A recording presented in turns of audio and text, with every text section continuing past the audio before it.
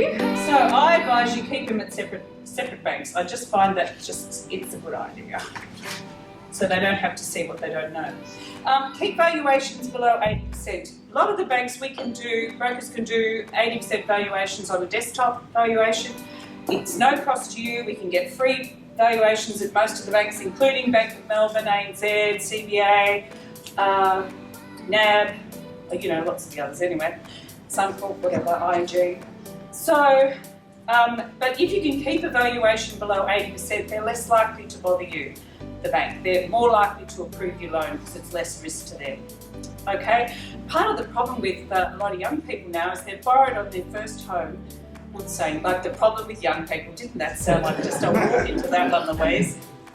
My kids just must hate me, But here's the thing, they've started borrowing at 90 or 95%, which they could get a loan and they could afford, and that's okay. But you can't, and they go, well, next time I want to borrow at that again and again. And I go, no, you can't. You're better off not doing that and paying down some debt. So, and getting your debt down at 80% if you can.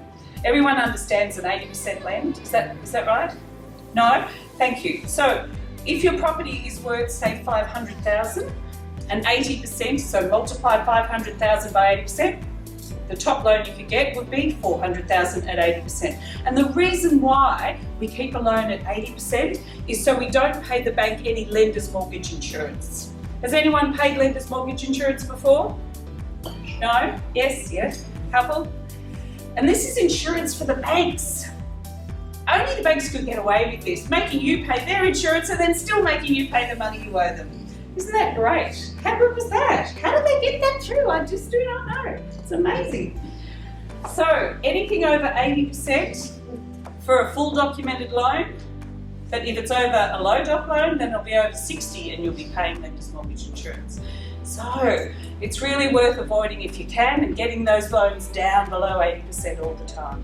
Okay? Loan terms and conditions. So that's what I'm saying. Why? Yeah, sorry, go right ahead. Sorry, just on valuations, why is there a big difference between commercial and residential? So often when I've done loans residential, the bank will either do it for nothing or a couple $100. Yep. Commercial, it's $4,000 or $5,000. Yes. And you really just get some idiot who doesn't know the area anyway. So Yeah, couldn't agree with you more. I still paid them $4 or $5 absolutely, and you got ripped and yeah, exactly. How does that work, or how do you get it cheaper? You can negotiate. You can try and negotiate. You can try and find a valuer yourselves who might meet the bank's panel, but generally you're just going to get screwed because it's commercial. Short and long of it. If you're buying commercial property, that's what happens. And even then, if you're revaluing, like say they've given you a loan for a couple of years and you're revaluing, they're going to do the same thing again. So I'm so sorry, but that's one of the big downsides of commercial property. Yeah, doesn't make you feel good, does it? No. So making residential look great. Yes, sorry, Andrew. Just a simple answer on that is that so commercial valuations are outsourced.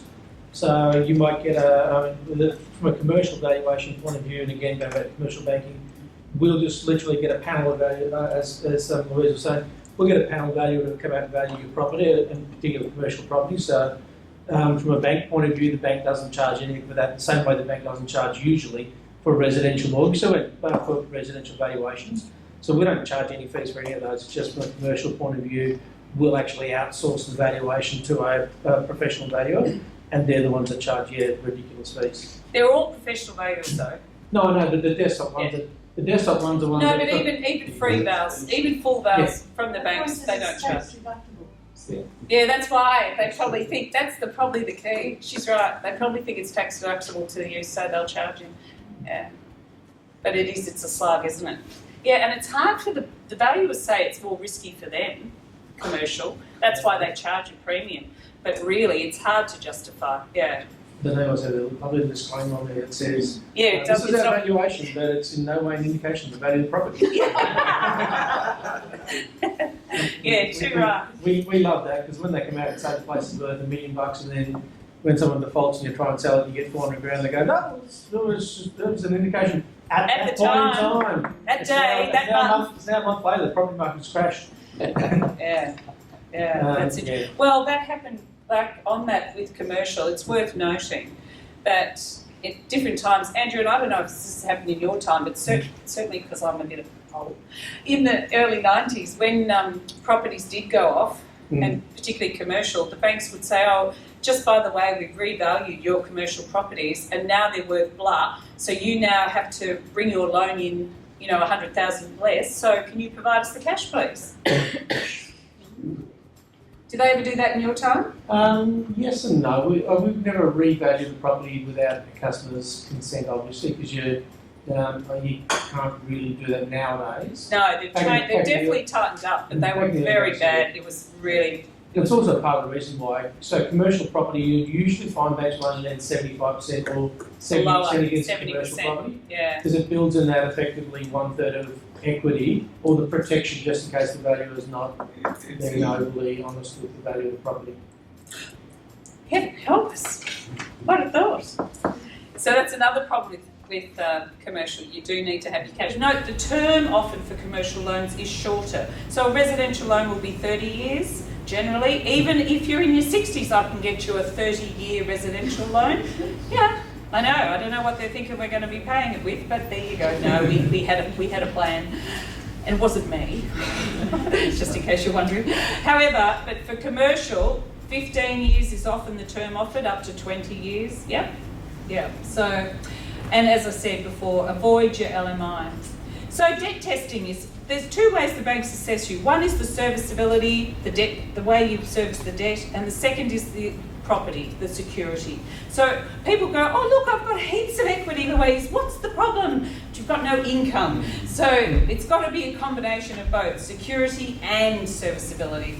So the banks look at your 2 years financials for commercial. Generally speaking, if you're in business, they need 2 years financials, and that's 2 full tax return years, okay? Yep. So, however, if you've had an ABN for longer, so you can have 2 years ABN and 1 year's good financials at certain banks. Although they can see on the financial statements what happened the year before, they generally don't ask for the return, and they will actually assess you on that 1 year's financials. So that's a really great bonus. Not at Bank of Melbourne, actually, but they will at ANZ and CBA.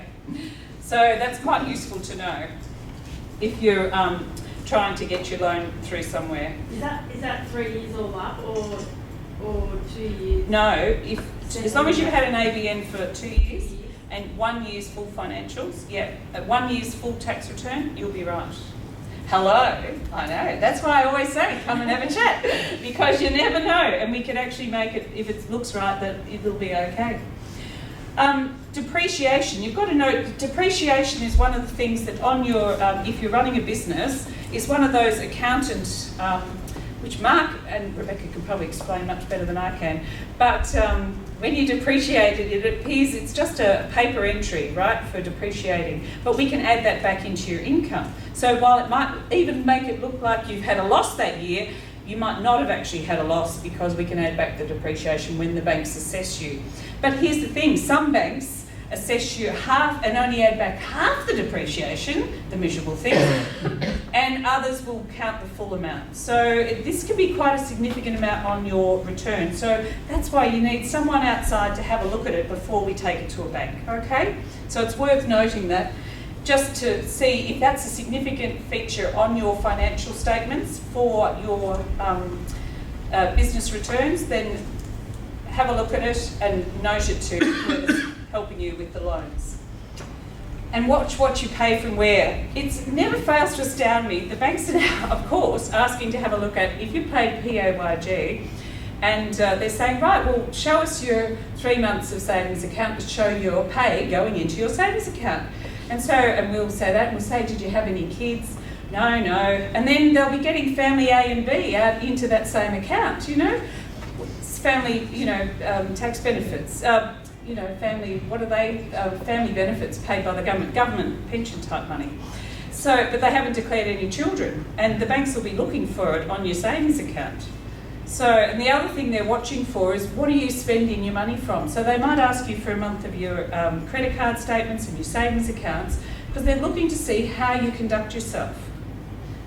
So if you've got all these lovely entries for bet online or Crown Casino, etc., yeah, you laugh, but it's there and it's scary. You know, the number of people who get sucked into this thing and then find they have no money.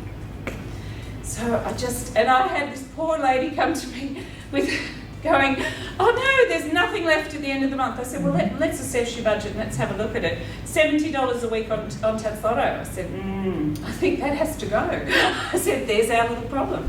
Living on a wing and a prayer, it's not going to do it, you know. Tats Lotto is not a winning strategy for financial future.